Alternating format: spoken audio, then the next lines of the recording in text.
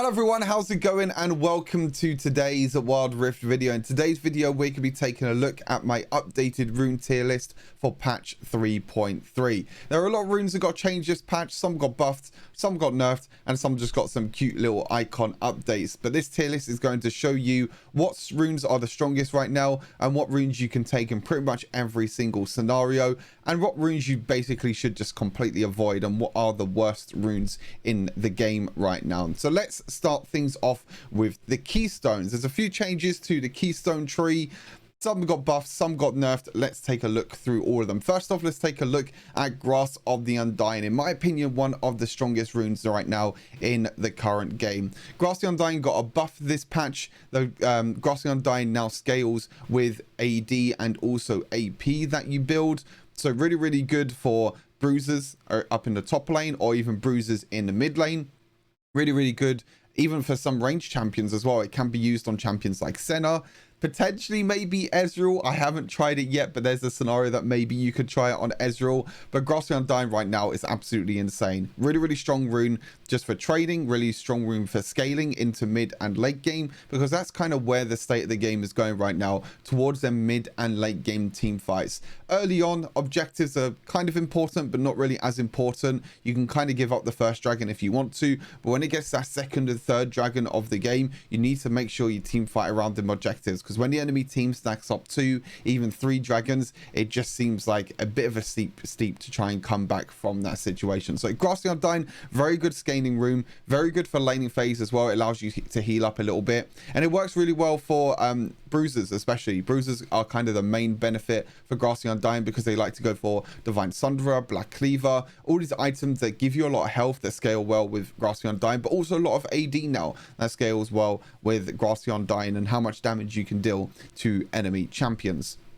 So a very good rune that, in my opinion, has kind of replaced Conqueror now on most champions. Lethal Tempo is still an S tier rune for me. Lethal Tempo is a rune that can be used on loads of different champions. You can use it on some bruisers like Jax, Irelia, and Yasuo, but it's mainly used for the AD carries down in the bot lane. Pretty much every single AD carry now goes Lethal Tempo, especially because of the nerfs to Conqueror. Again, some will use Kraken Slayer, but most of them will use Lethal Tempo now. A great scaling rune, a great rune used for auto attack damage, AD carries that like to auto attack a lot on enemy champions, and then as you auto attack, you scale, you keep on scaling, and you keep gaining that extra attack speed until you attack 6 times, and then you get that huge burst of attack speed, and it exceeds the attack speed cap as well. So very good for champions like Vayne, Caitlyn, Tristana, Ashe. You know, there's a lot of champions that could work really well with Lethal Tempo, but like I said, it can also be used well on bruisers.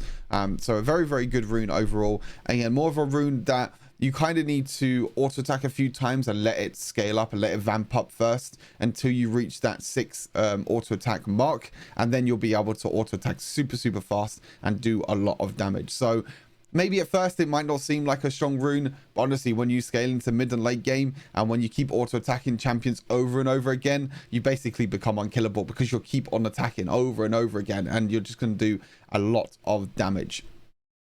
Onto the A tier, onto Electrocute. Electrocute has kind of been buffed over and over again, and honestly, Electrocute is a rune right now that could also be put in the S tier. Really good for burst damage champions. Ori is a great example. Even Kha'Zix uses this rune now, because Conqueror did get nerfed. Kha'Zix likes to jump in, do huge amounts of burst damage, and then jump away again. That's why Electrocute works so well. And it works well for champions that like to have a lot of abilities that can proc Electrocute in a short amount of time as well. Rakan is another good example. You can jump in with Rakan, auto attack, use your first ability, proc Electrocute, and then jump away again. So it's all about jumping in with Electrocute, dealing that huge massive burst damage, and then jumping away again. Kennen is another great example in the laning phase. You can use your abilities, do that quick burst of damage, and then run away again, and then keep on using that cooldown that you have of Electrocute. Make sure you keep an eye on it on the bottom of the screen, that cooldown that comes up, and then make sure you wait until Electrocute comes back up again, and then trade again. Back off, trade again. You know, it's about 20-second cooldown, so the cooldown's not too long, so you have to make sure you trade at the right opportunity. But a very good rune, and it scales decently well to middle late game. Maybe not as much as other runes, but it's mainly for you know, kind of early and mid game burst damage, but it can still do quite a lot in the late game. Aerie is even being used now on some aggressive champions like Orianna. Orianna is a great user of Aerie because of you can use your ball to, you know, play aggressive and use the poke damage from Aerie very well. But you can also use it defensively. Varus is another user of Aerie which can be used very well with the poke damage. But also Aerie is used as a very good defensive rune, mainly for supports. You know, Yuumi, Lulu, Janna, all these champions use Aerie very, very well. And Aerie is a very, very strong rune. It gives you a lot of heal, shielding. Also allows you to do a little bit of extra poke damage as well. And it's basically kind of no cooldown. Because the way that Aerie works is when you use an ability, you have to wait until the Aerie... Can you call it a fish? I guess it's a fish. Cat in a way. I don't even know what it is, to be honest with you. You basically wait for your little companion to come back to you. And when that companion comes back to you, that means you'll be able to use it again. So it's not really a big cooldown for Aerie. So that means you can keep poking, you can keep shielding your allies, and keep basically dealing more damage and also helping your allies a lot as well at the same time, which is really, really helpful. Aftershock is another rune that is very, very strong right now, used on most tank champions, just because of the extra tank stacks that you can get. You know, Alistar, Blitzcrank. You can even use it on Rakan if you want to. There are some other champions you can use it on. Some champions you are like okay for the rune. Brom and Malphite come to mind, where their ultimates are really, really good and you can knock up multiple allies. You can get in the middle of all the allies. But most of the time you have other runes for them champions as well. But Aftershock is still a really, really good rune, used on many different champions, all for the tanky stats and all for going in and playing aggressive. So very, very good rune. Conqueror obviously got the changes. Conqueror now stacks up 6 times, so it takes 1 extra stack now to stack up Conqueror. And now Conqueror grants more AD and more AP per stack. However, when you reach maximum stacks now, it now gives you physical vamp and magical vamp. So it's kind of difficult now. You can only use Conqueror, in my opinion, on certain champions. Most champions now are going to use the other runes, you know, Grassy Undying, Lethal Tempo, Electrocute. You know, all these runes are kind of going to be used instead of Conqueror now. But Conqueror can still be used on some really good champions. Some that come to mind, Yasuo is still really good with Conqueror because you can stack up very quickly. Riven as well, Set, Draven. They're the ones that quickly come to mind as the kind of the go-to champions that can stack up Conqueror very, very quickly. Renekton is also another good one. You're basically looking to use Conqueror now on champions that can get them 6 stacks very, very quickly, because when you can get them 6 stacks, you know, the extra physical vamp will help out a lot. Even though Executioner's Calling and Oblivion Orb are very, very easy and very, very cheap to buy, the extra physical vamp will still help you, and obviously the extra AD will help you at the same time, and the extra AP.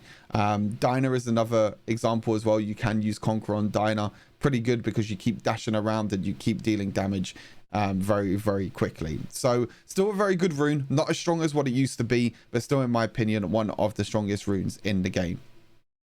Kraken Slayer has moved up. Kraken Slayer got a buff this patch. The late game of Kraken Slayer has been buffed, but now also Kraken Slayer works on hit effects. So you're seeing Kraken Slayer used now on champions like Ezreal. You can even use it on Fiora now if you really want to. There's loads of other champions now with on hit effects that you can use with Kraken Slayer. Obviously this makes Lucian insanely strong. I feel like Lucian is one of the strongest champions overall in the current game right now. Just because of how strong he is with Kraken Slayer and how kind of Conqueror got nerfed. I think, you know, Conqueror is better than Kraken Slayer before with Lucian, but now Kraken Slayer is like the go-to on Lucian. Again, can be used on other champions as well. Ezreal is really, really strong, and you can Renekton is another one that's very, very strong with Kraken Slayer because you can proc it on your second ability. Still quite a niche and unique rune, but I feel like it's gotten very stronger now. It's gotten a lot stronger now, and the rune you can actually feel the impact now in the mid and the late game because Kraken Slayer still scales with a bonus AD and also AP at the same time. So very, very strong rune that you can use to kind of do a lot of burst damage in the early game, but also help you out with the mid and late game damage. Flea footwork is still used in some situations. If you're in a losing matchup in solo lane or even mid lane, it can be used to great effect.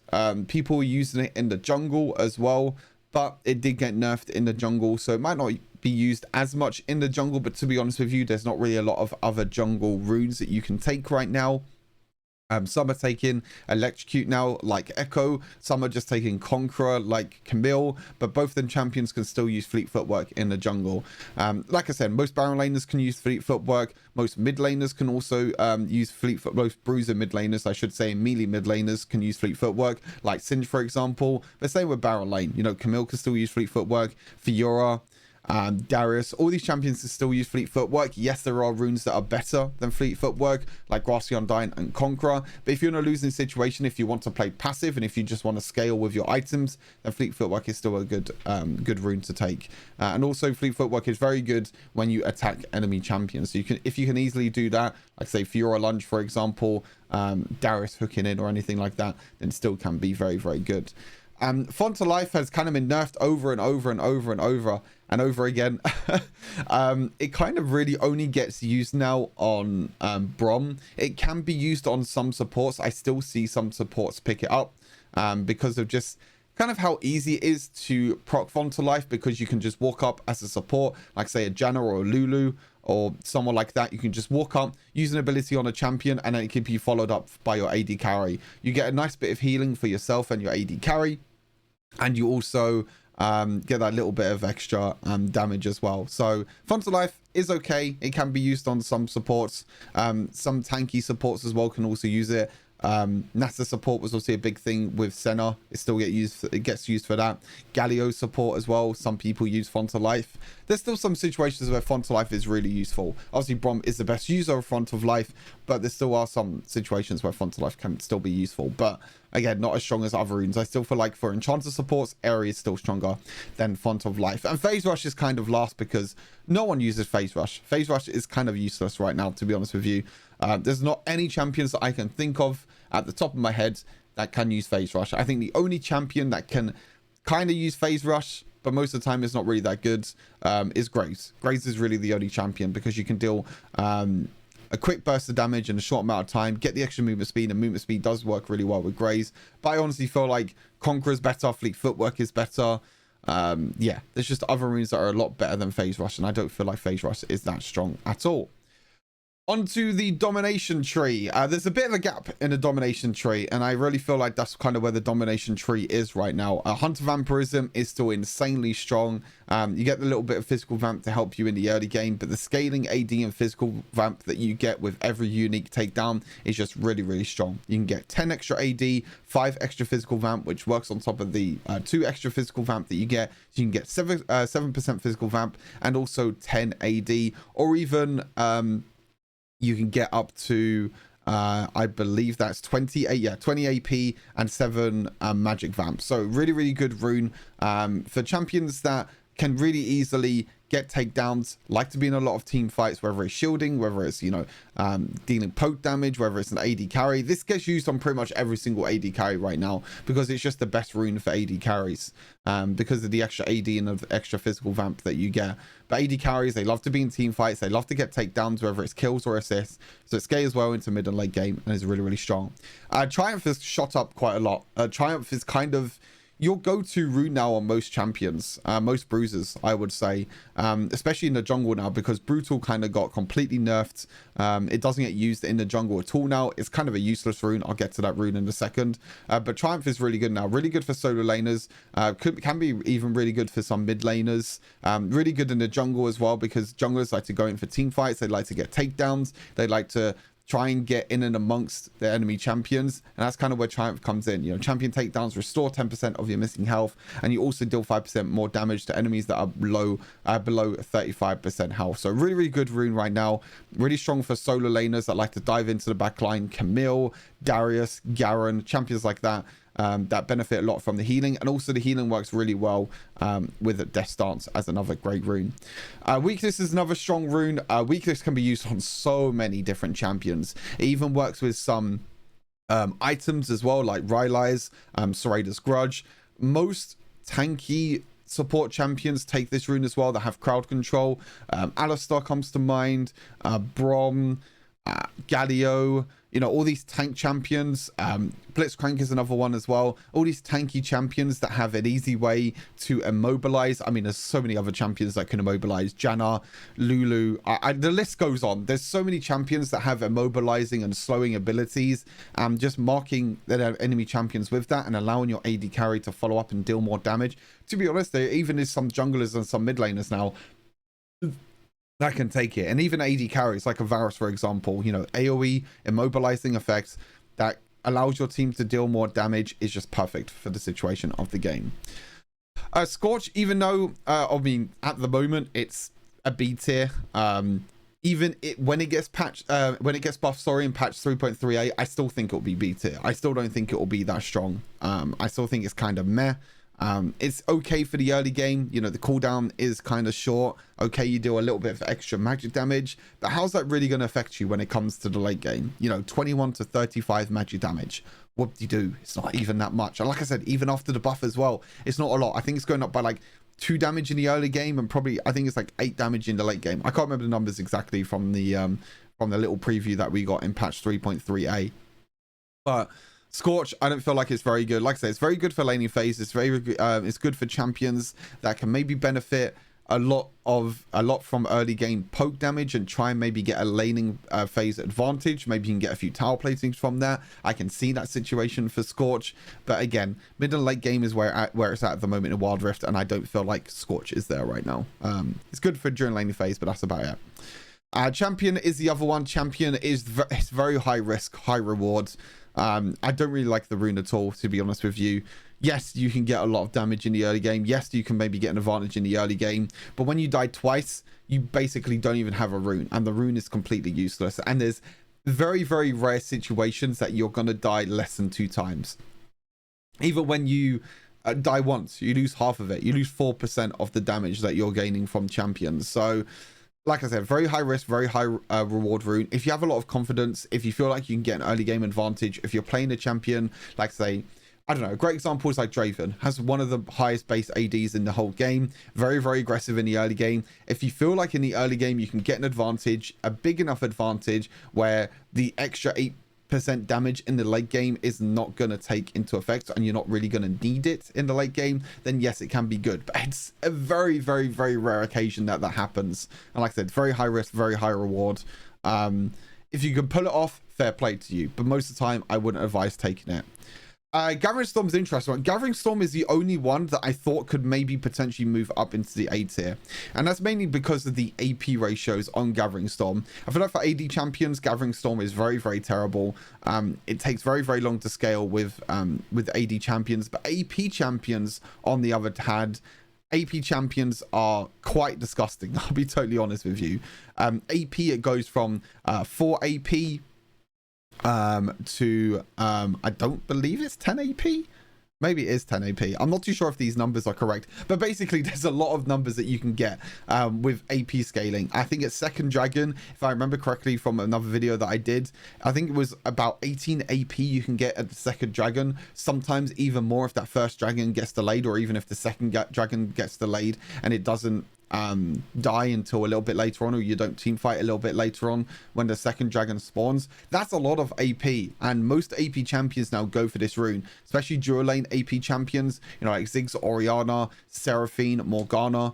Morgana may be weakness, but most of them go for Gathering Storm now, just because of how much AP you can get when it gets to the mid and the late game. And like I said, that's kind of where the main part of Wild Rift now is, you know, that mid and the late game, because mid lane there's a little bit of a stale point. I would say sort of between early and mid game there's quite a sort of a stale point where there's no rift held and no dragon up, so you're kind of in an ARAM state in the mid lane. But when them objectives come up in the mid game, when a second dragon comes up, which is where I feel like it's kind of where the mid game is, kind of that 10-minute mark, because late game is kind of 15 to 20 minutes. That mid and late game point is really where it's strong, and really where Gathering Storm can shine on AP champions. Some AD champions you can pick this up on if you want to scale into the late game, like Senna for example, but most of the time you would pick this on pretty much every single AP champion.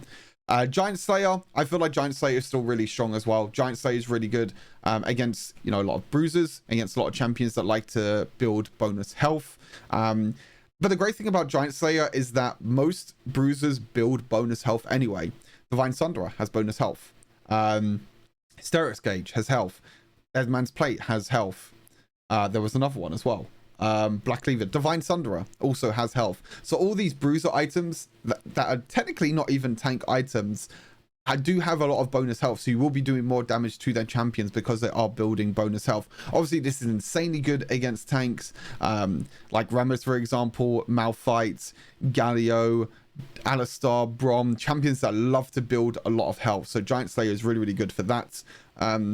Again, most of the time, it's a very unique situation that you would go for Giant Slayer. That's why it's not higher up than other runes, but it still can be really good. And Brutal is just complete garbage now. Please never run Brutal. Basic attack, still bonus damage on hit against champions. Just never go this rune, please, ever again. It's fine. We just ignore Brutal now. Obviously, it did get changed before. You would just get adaptive damage. You would just get extra AD or AP. But now it's bonus on hit damage against champions. Just don't run this rune. It's really, really bad. Don't run it. All right, anyway, on to the Resolve Tree. Another bit of a gap on the Resolve Tree. But first up is Nullifying Orb. Nullifying Orb is still, in my opinion, one of, if not the strongest runes at the moment in the current game. It hasn't been patched at all. It hasn't been nerfed at all, which is very, very surprising. This is really good on champions that like to build a lot of AD and AP. So it's really good for mid lane mages, really, really good for ADCs. And it can still be really, really good on some bruisers, because on some bruisers you will be still building a lot of AD. Hullbreaker has a lot of AD, Divine Sunderer, Black Cleaver, all these items still have a lot of AD. So even though Nullifying Orb is extremely good during the early game, it will still scale well into the mid and the late game because of the bonus AD and also the extra AP that you will be building as the game gets on. The more AD and more AP you build, the more stronger Nullifying Orb shield becomes. So really, really good.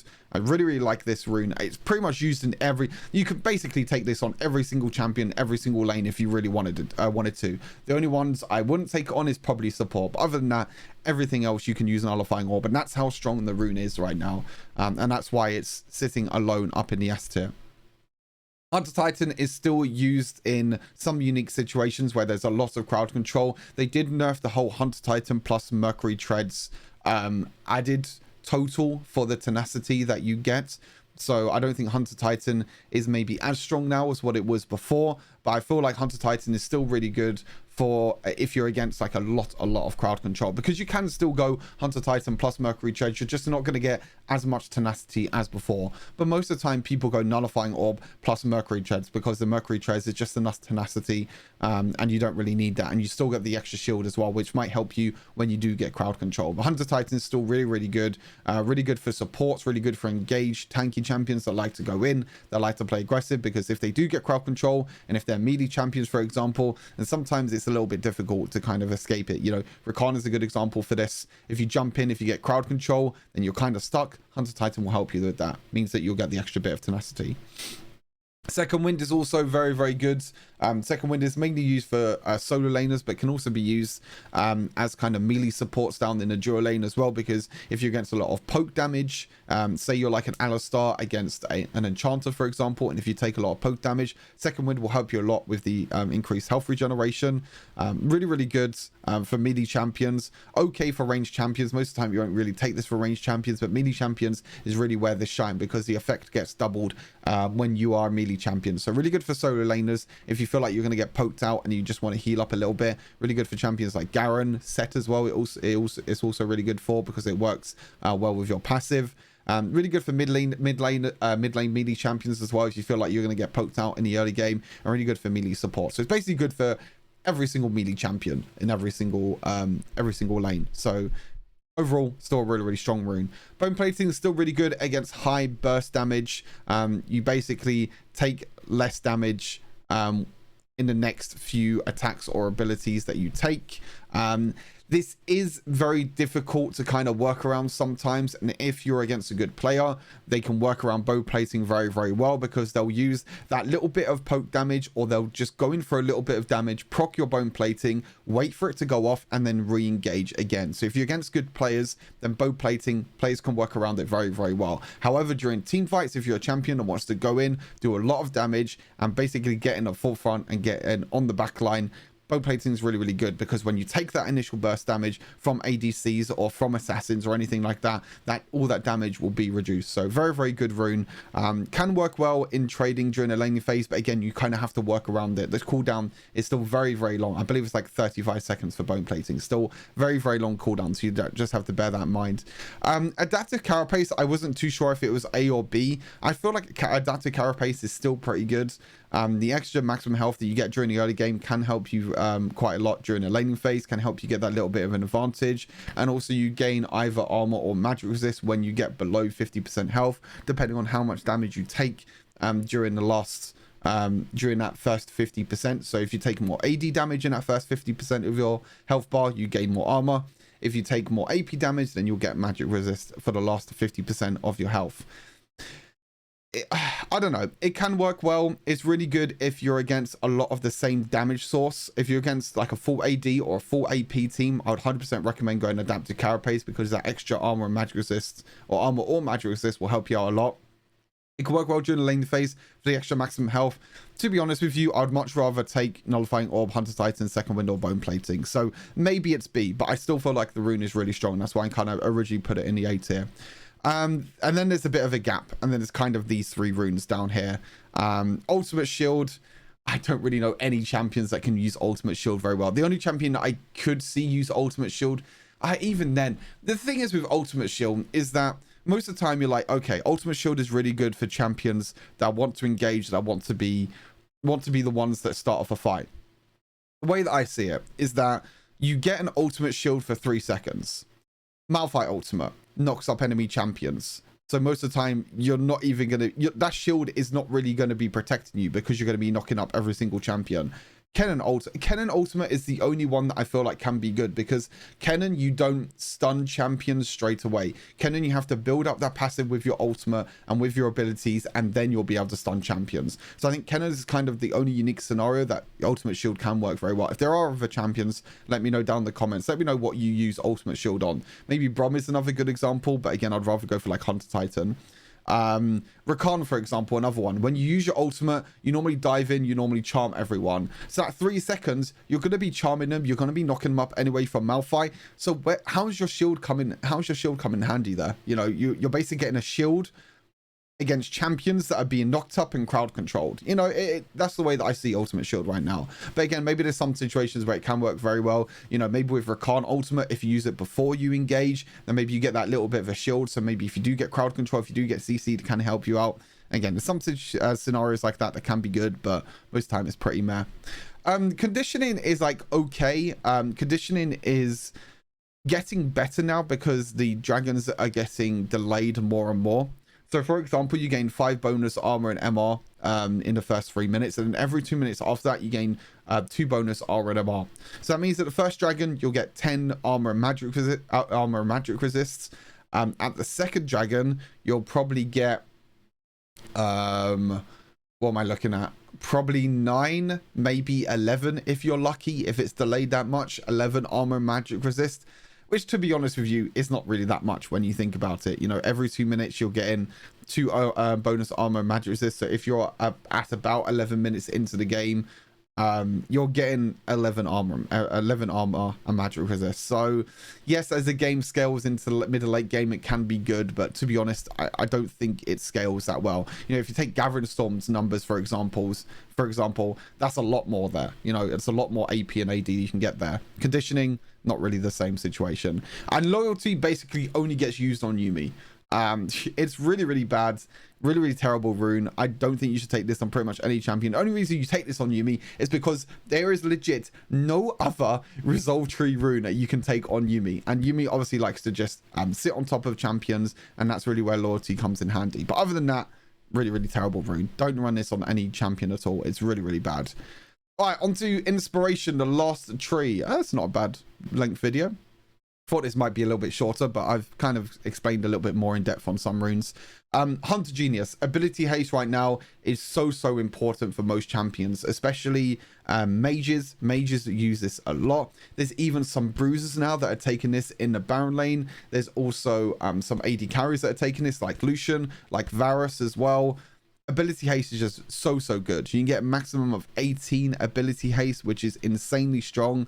I don't feel like that 2.5 ability haste per takedown is right. I thought that it was 3. I'm not too sure if the numbers are correct there, but still, Hunter Genius, very strong, very good rune right now. You can pretty much take this on every single champion, because there's not a champion in the game that doesn't benefit from ability haste. Every champion will benefit from ability haste. It's a great stat. You know, Ionian boots as well also give ability haste. That's why the boots are really strong right now. And yeah, overall, you can just take on every single champion. And that's the same with Demolish as well. Again, Demolish, you can pretty much use on every single champion. And Demolish got even stronger this patch because of the bone plating? Because of the tower plating changes. Now there's 5 tower platings. Demolish, pretty much every single time you proc it, you are guaranteed to get a tower plating. Unless you're at like 2 or 1 tower plating left, and then that's a little bit difficult because the towers gain a lot of armor and magic resist. But Demolish in the early game, if you take it on like your jungler plus your top laner, if you can gank early on, honestly, you just push the lane, you proc both of your Demolish, and you get 2 tower platings. That's a free 150 gold right there for each of you. So it's insanely strong at how good it is. Mainly used for solo laners, can be used for on some aggressive mid laners as well that want to do a lot of damage, and that can win out the early laning phases, so that you can get tower platers in the mid lane. But very good. Works well with Hullbreaker as well at the same time, because you want to split push, you want to take towers very quickly. Yeah, overall just insanely strong rune right now. Again, I'm very surprised that it didn't get nerfed. Sweet Tooth is really good though. Again, you can pretty much take this on every champion. I still feel like you'd rather go for like Hunter Genius or Demolish instead, but Sweet Tooth is still really good. Increase your honey fruit healing, so if you do get low during the laning phase, you can go back, you can get the honey fruit, and also you get a little bit of extra free gold. So every single time you'll get about 45 free gold from every single honey fruit. Again, if you get ocean map, the ocean map on Wild Rifts, there's more honey fruit, which means more free gold. So you can get a little bit lucky sometimes with Sweet Tooth, but Sweet Tooth is just a standard really good rune. There are some quite unique runes here. Nimbus Cloak is pretty good. It's okay for junglers, because junglers, when you smite champions, you get that little bit of extra movement speed. Obviously, it depends on how long the cooldown on smite is, so you have to make sure you bear that in mind. Because if your smite is on like a if it goes on like a 2-second cooldown or something like that. So basically, okay, with smite, I'm explaining this really badly. So with smite, when you get 2 stacks of smite, your smite cooldown becomes less, meaning that you won't get as much movement speed with Nimbus Cloak. So most of the time with Nimbus Cloak, you mainly want to use it when you only have 1 stack of smite. That means it will go on a longer cooldown, which means you will get more movement speed. That's how Nimbus Cloak works. So the more cooldown the summoner spell is on, the more movement speed that you'll be able to get. So bear that in mind with Nimbus Cloak. But it's still really good. You know, it's really good for some AD carry champions as well. Really good for some solo laners that like to run Exhaust, because with Exhaust, you slow down the movement speed of the enemy champions. It is on a very long cooldown, and you also gain a burst of movement speed as well, which means you can kite back, you can move around during team fights, and it will help you out a lot. So very good rune. Doesn't really give you a lot into, I mean, movement speed is a pretty good combat stat, but you know, Hunter Genius is still better in my opinion, but Nimbus Cloak is still really good. Mana Flow Band is really good for champions that struggle a little bit with mana. Works really well with Manamune and also Ceres Embrace. No, sorry, Archangel Staff is the one. Manamune and Archangel Staff, which upgrades into Mirror Mana and Ceres Embrace. So the extra mana that you get from Mana Flow Band will also work well with their mana items like Manamune and Archangel Staff. And the more stacking mana you get, the more damage you get with them items. So it works really well for that, but also works really well on some champions that maybe don't build that much mana items and that kind of need a little bit of help with mana. You know, some that come to mind are support champions, enchanter champions. Malphite is another good one. Really good for also champions that can easily proc Mana Flow Band at the same time. Really easy for, you know, if you can poke really easy with abilities, if you have a point and click ability, or it's technically a point and tap ability, like Malphite first ability, for example, you can use that, point that, easily proc Mana Flow Band, and easily get that little bit of extra mana, which will help you in the mid and late game use more abilities. So pretty decent rune, not that bad. Pathfinder is still really good for junglers as well. You can pretty much run this on every single jungler if you want to. Some junglers run Hunter Genius, some run Demolish because you want to try and get a laner phase advantage. very rarely use Nimbus Cloak, but Pathfinder is still just an all-out really, really good rune. You know, extra out of combat movement speed when moving through the brush, moving through the jungle, moving through the river, which means that you can clear jungle quicker, you can move around the map quicker, you can gank quicker. Again, you can just kind of put everything in a basket there. You can tell why Pathfinder is really, really good. Pack Hunter is kind of meh. It's okay. It can be used on some champions. It can be used on most supports, to be honest with you. But I'd rather just go for other runes than Pack Hunter. You know, you get a cool little bit burst of movement speed, and okay, you and your teammate can get a little bit of extra gold when you get a unique ally takedown. You know, every unique ally that you participate in, you get a little bit of extra gold. Yes, it can work well in that situation, but to be honest with you, 2% movement speed is not really that much, and you have to be near an ally champion, so it's not really going to help you that much. I'd much rather go for, you know, extra cooldown. I'd rather get more tower platings and get gold from that because it's more gold. I'd rather get more mana, you know, situations like that. I don't think Pack Hunter is very good. And Mastermind is probably one of the worst runes in the entire game right now. Mastermind, I don't think you should use at all. It's basically only helpful for junglers, but junglers never run it anyway. There's so many better runes to run on junglers for inspiration. I'd rather run Pathfinder for more movement speed. I'd rather run Hunter Genius for more ability haste. I'd rather even run Demolish to just get more tower platings in the early game, and it will even help you more in the middle late game as well to take towers quicker. So Mastermind, not very good. Yeah, it's just not very good at all. That's kind of the where I'm at in terms of inspiration tree. But that's pretty much everything for the runes. If you take a look at all the runes here, you can see that there's some S tier, some A tier, some C tier, and there's a few D tier runes that you shouldn't really pick up at all. But overall, this is my tier list for runes. Again, if you all enjoyed this video, make sure you hit the subscribe button. I will be doing a lot more content. Obviously, we've got a new patch coming out this week, patch 3.3a, so I will be doing content on that. As you can tell, I'm kind of spreading out my spreading out my boundaries, I guess you can say, in a way. I don't know if that's the right way of saying it. It sounds a bit weird. But I'm trying out, you know, different guides because I can play different champions in different roles. So I'm trying guides for other champions. So if there's any champions that you want me to try out and give you a guide for, let me know. Obviously, Draven is my next A to Z guide, so we'll be doing that very, very soon. But yeah, if you enjoyed the video, make sure you hit the subscribe button. Take care of yourselves, and I'll see you all in the next Wild Rift video. Peace.